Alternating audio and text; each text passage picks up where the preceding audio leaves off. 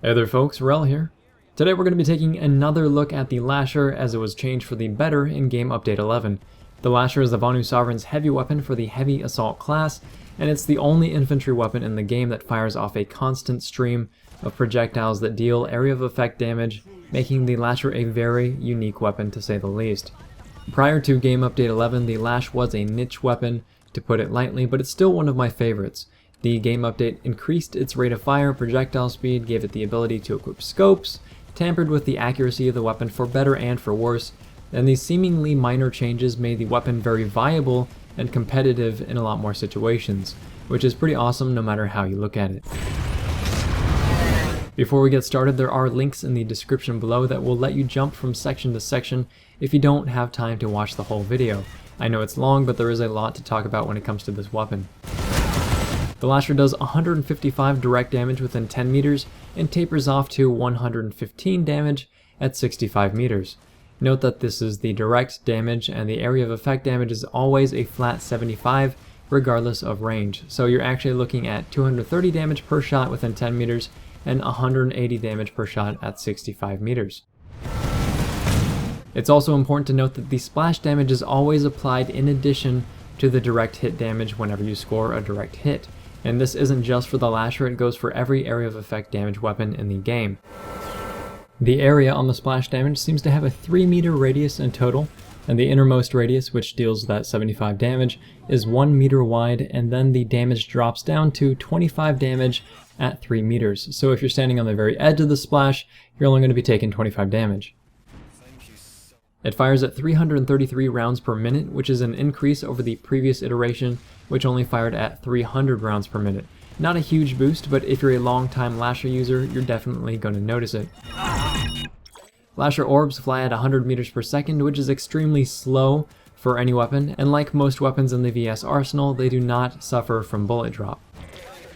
It has 75 rounds per magazine with a 225 reserve by default, and it can be bumped up to a 150 round magazine with extended mags. The Lasher reloads at 4.2 seconds short and 5.2 seconds long, which is a slight improvement in both areas of its original form. As far as recoil goes, it has a vertical recoil pattern that is very easy to compensate for, but the cone of fire is actually what constrains the weapon. Pre-game update 11, the Lasher had a hip-fire accuracy that was actually better than its aim-down sights accuracy. That didn't really make sense, so it has been fixed, and the aim-down sights accuracy is better and the hip-fire accuracy is worse per every weapon in the game. The cone of fire itself expands to be pretty large if you're just holding down the trigger, but it shrinks down very, very quickly, so being accurate with this weapon is extremely easy to do. But I do feel like it received a slight nerf, maybe in the sustained accuracy department, even while bursting your shots. Overall, I'd consider the accuracy moderate to high for general purposes. The Lasher now has access to scopes 1x through 6x, which also includes the night vision and 2x scopes. It can also equip extended magazines, a forward grip, a laser sight, and a flashlight. So that about takes care of the statistics of the weapon, so now let's look at the little quirks that really make this thing stand out.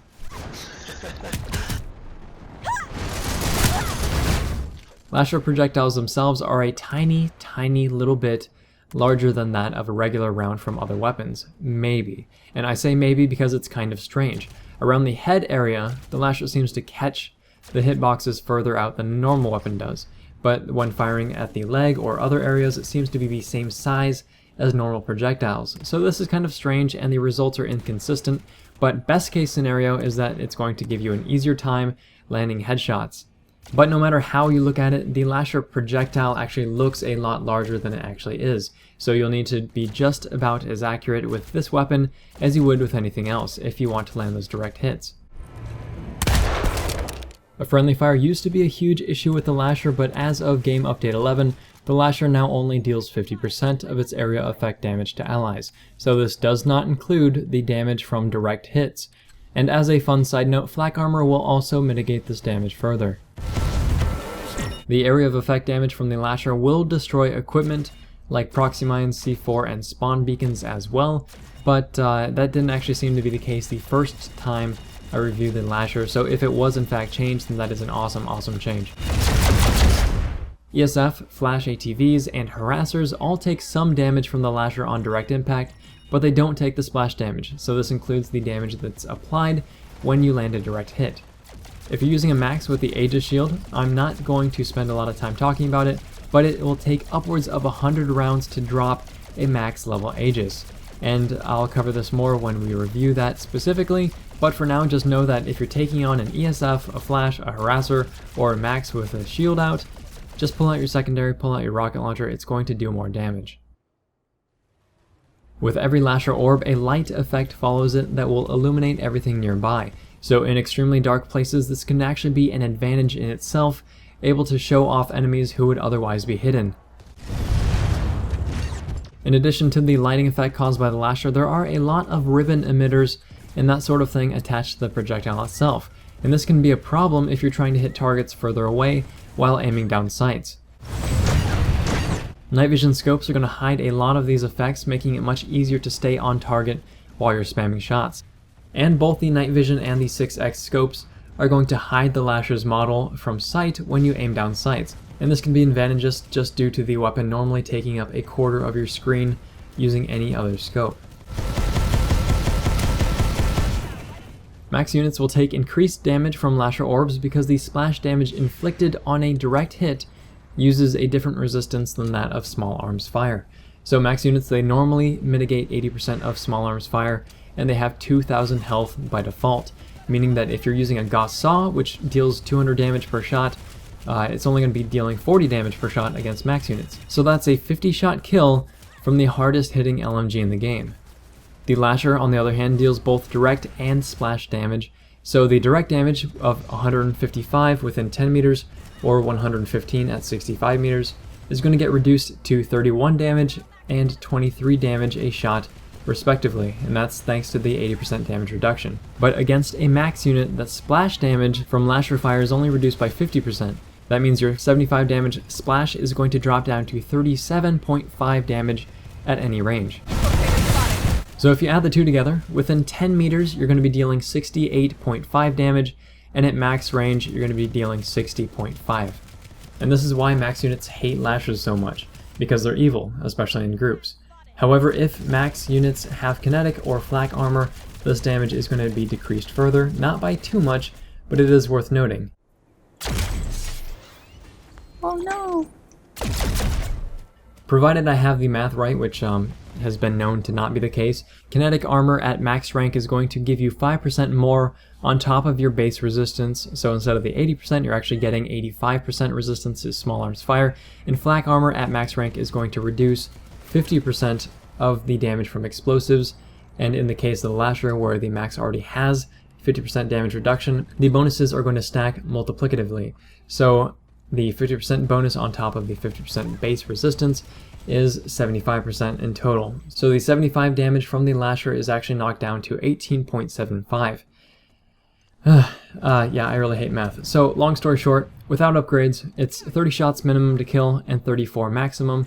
With max rank kinetic, it's 33 shots to kill minimum and 37 maximum. And with max rank flak armor, it's 41 shots to kill and 48 shots maximum. So as you can probably tell, if you're an NC or a TR max, flak armor becomes even more valuable to you than it would a VS max. And since we are on the topic of resistances, here is the rest of the shots to kill versus other targets, just depending on what certs they have equipped. Do feel free to pause the video here if you want to take a longer look. I figured it's better in chart format than just me saying things.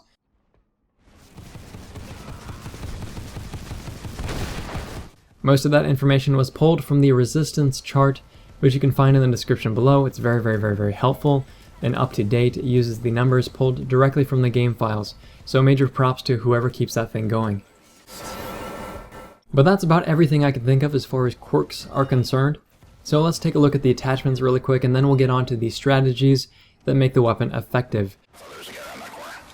The Lasher can equip a laser sight, forward grip, extended mags, flashlight, scopes 1x to 6x, including the night vision and 2x scopes. And depending on how you play, I suggest either the laser sight or extended magazines. And the forward grip, just as a caution, it does next to nothing for this weapon except give you a longer equip time, because recoil from the Lasher is really a non-issue. It's the cone of fire that you need to control, and this is where the laser sight can really help. So just remember that this is personal preference, but if you are running and gunning, I suggest going with the laser sight, but if you're sitting somewhere just suppressing an area, then I'd suggest going with extended magazines. The exception for this would be that if you're running in a squad with other Lashers, in which case I'd probably suggest a laser sight over extended mags, even in a sit-down suppression role.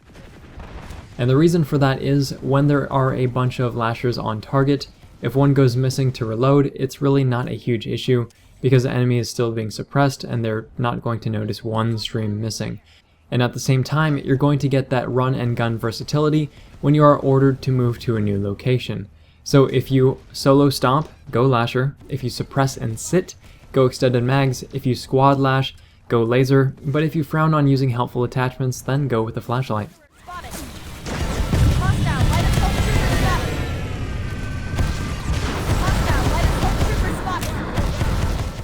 As far as scopes are concerned, and we did touch upon this earlier, I think that the night vision scope is hands down the best scope for Lasher users. And the reason is simple. You don't blind yourself while aiming down sights.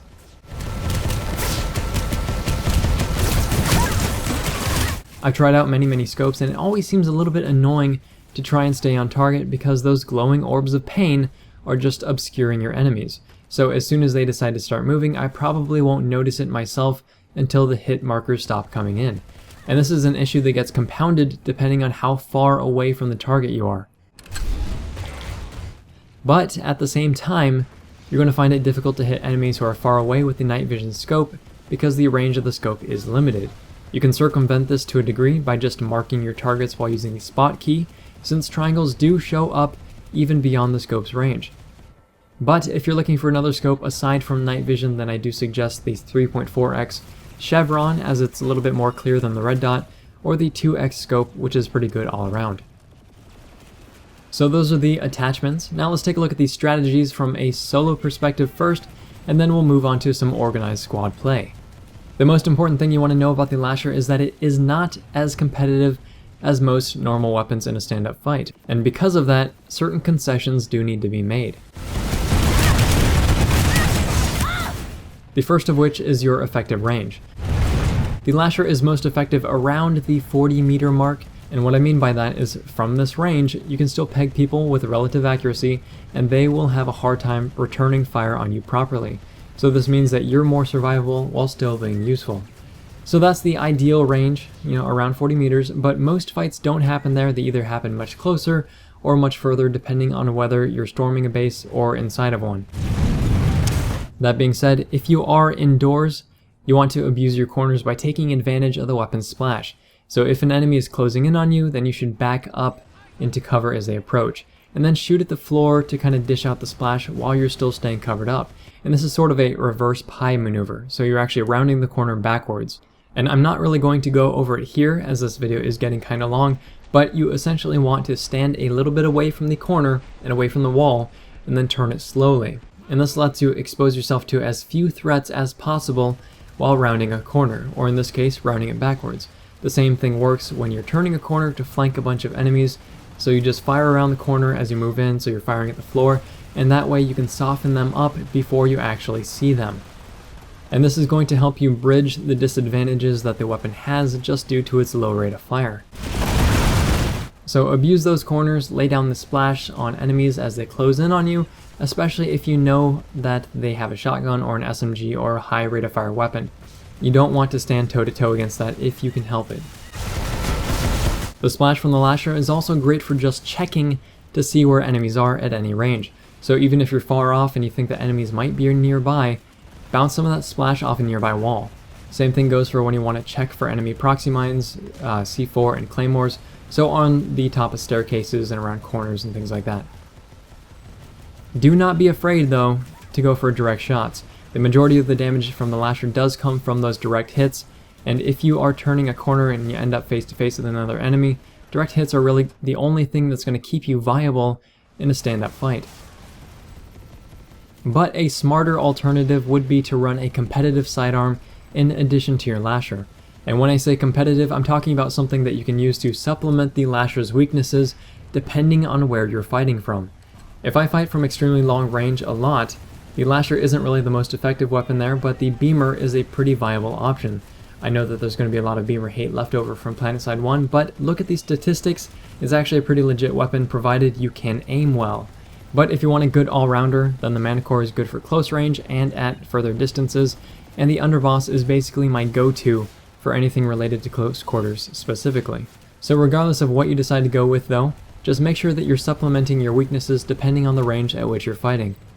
Like with any weapon, try to avoid friendly fire. Yes, it's not as much of an issue as it used to be, but people are sometimes idiots in PlanetSide 2. I think we're all pretty much aware of that. And right now, you've been watching this one clip for a pretty long time, and you can see that I'm suppressing enemies constantly, and I'm doing a pretty good job at it. In fact, it's one of the major reasons that we were able to retake the base, because enemies just did not want to deal with this Lasher fire. They did not want to come through the doorway. Most of our team was originally just sitting in the spawn room. I have perfect positioning, and slowly more allies left the spawn room and joined in on the fight. And then you see something like this happen. This idiot, who is battle rank 90 and should know better, walks in front of me not once but twice. He gets upset at his own incompetence, he turns around and he TKs me. Now he could have just stood on top of the railing and kept letting me shoot through that little hidey hole I was using for cover. But no, he decides to TK me, and then he of course gets to pay the price twice. So just remember that there are some people who are mentally dysfunctional, and you want to try to avoid friendly fire when possible. But if they are being mega douchers, then don't be afraid to pull out your secondary and put a bullet in their brain. On the topic of suppressive fire though, even a single Lasher is a great asset to the team. Suppression is the role that the Lasher was meant to fill, and it does it better than any other weapon in the game, thanks to being able to harass people around corners without exposing yourself to enemy fire. I do talk more about suppression specifically in the video shown at the top right corner, but essentially, when you're suppressing your targets, you're putting enemies in a position where they need to make one of three decisions. They need to either A, push through incoming fire and hope they take as little damage as possible, B, retreat or find another entry point, or C, sit where they are and hope you stop shooting, maybe poke their head out and trade shots from time to time. The Lasher is currently the only infantry primary weapon in the game right now that will slowly kill your enemies if they decide to stick with C. And this brings us to the squad side of things. I had the opportunity to roll with VDRS for some organized Lasher play, and they'll show up a lot in this video.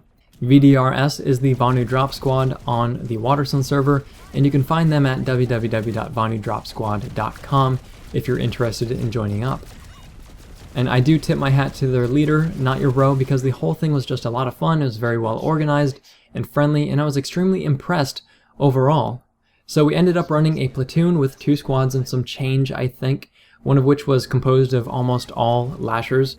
And en masse, Lashers provide a lot of benefits to team play. So let's cover what I perceive as the more minor benefits, and then we'll work up to the more substantial ones, and we'll talk about specific strategies associated with squad lashing. There we go. The first benefit is simply show of force, or intimidation factor. The Lasher has unique, glowy projectiles that move slowly and seem larger than their actual hitbox is. This in itself is a factor because you sort of have the ability to dodge the projectiles, and knowing that, it becomes a focus for a lot of players. It's sort of like somebody saying, oh look, bad things are coming my way, I should probably run and take cover. Same thing with something like the T7 mini chain gun. The sound profile makes it intimidating to players who don't understand it, so they just run far, far away. But a skilled player against both Lashers and the mini chain gun will understand its weaknesses and they will exploit them instead of panicking. Another more substantial benefit of squad lashing is bombardment from range. Much like anchored prowlers while lobbing shots from far, far away, a squad of Lashers can provide a similar effect thanks to the splash damage on impact. Lashers don't deal huge amounts of damage in large areas, of course, but one thing that they do have going for them is mobility. Thanks to that mobility, you can advance and suppress. This is kind of effective with any weapon, but again, the Lasher does stand out as there is no actual suppression mechanic in PlanetSide 2 like there is in Battlefield 3. And speaking of which, there's a really great video showcasing this maneuver in Battlefield 3, and I really suggest taking a look at it so you can understand exactly what I'm talking about. It's a really short video, it has really great communication, and it's actually a couple years old now, but the tactic is solid. In short, you can waylay a tower from range with all guns out like you see in the footage here, or you can have half of the unit suppress while the other half moves up, and then you switch it off. Along the same lines of advancing while suppressing, Lashers make it very easy to clear rooms, and very confusing for enemies to deal with. This is a strategy you can employ with any weapon, but again, it's better because of the splash damage. So essentially you're breaching and clearing a room by setting up kill zones and crossfires as you advance. Even though this was pretty much cleanup duty on some stragglers, the footage is a pretty good example of what I'm talking about. You'll see that after we enter through the doorway in force, I go to the left while others go to the right and up the stairs. This way we're able to skirt the walls, so the outside of the room, which means that we're limiting where the return fire is coming from, and at the same time we're setting up a kill zone in the middle of the room, so the enemies can't really run away or poke their heads out of cover. The last thing I want to talk about is basically straight suppression, especially around capture points, spawn rooms, doorways, hallways, anywhere that the enemy will need to go, you can suppress with great effect. What a fun farm. Bravo, we're going to stay on the northwest side, but Bravo's going to be watching the southwest gate. Alpha's watching ammo. Here's an example of suppressing a spawn room. You have Lashers on both sides of the hallway, and there is constantly AoE damage being spilled just all over the place. And if the enemy pokes their head out, they're in for a world of hurt. Another advantage of splash damage is that you do not need to fire at an enemy directly in order to kill them. This is important for suppressing an area like this because when you have regular projectile weapons coming across the hallway from one another, you risk killing your teammates when you're trying to mow down the guy who's running out of a spawn room. Stacking Lashers doesn't allow this because you're not firing at each other, at least not intentionally, but you're still dishing out constant damage without landing direct hits. For an enemy, it's just like walking through lava. Here's another example in a more open setting. Right here you'll see a group of Lashers firing at a corner safely behind cover, and the enemy spawn room is right here. And there are 3 ways to leave the spawn room if you're not a light assault. You can use the side door and then use the jump pad to get on the roof where you're extremely exposed. You can use the teleporter to get to the alternate spawn room, which is also locked down, or you can leave out the front door and then get mowed down by Lasher fire. Basically, this is exactly a situation where Lasher fire becomes important. If you weren't using Lashers, you could technically fire on enemies as you see them, but that gives them the chance to retaliate, to throw grenades, to fire off rockets, or to gain some ground using heavy max units. But Lashers do not give people that opportunity. The cover enemies could have by using this corner here is immediately forfeit because you'll be taking splash damage if you even get close to it. And since Lashers can suppress for a very, very long time without running out of ammo, and even have a relatively quick reload when they do, there's really no choice but to just give up the base. By using an organized squad and creating a constant, heavy area of denial, you basically render the enemies useless. Overall, the Lasher is a powerful solo suppression weapon. It's more competitive in common situations thanks to the recent buffs, and it's practically godlike when used in a group. If this video has been interesting, helpful, or entertaining, please feel free to like, subscribe, and tell your friends about the channel. And if you have any questions, comments, or awesome Lasher footage that you'd like to share, please leave a comment or video response below. Thanks very much, folks. We're all signing off.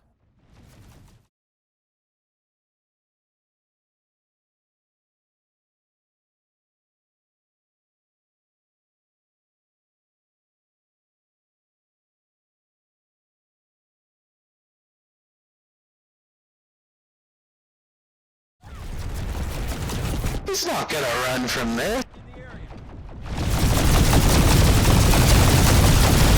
That's kind of funny. I'm gonna lick his plate. Keep on him, guys.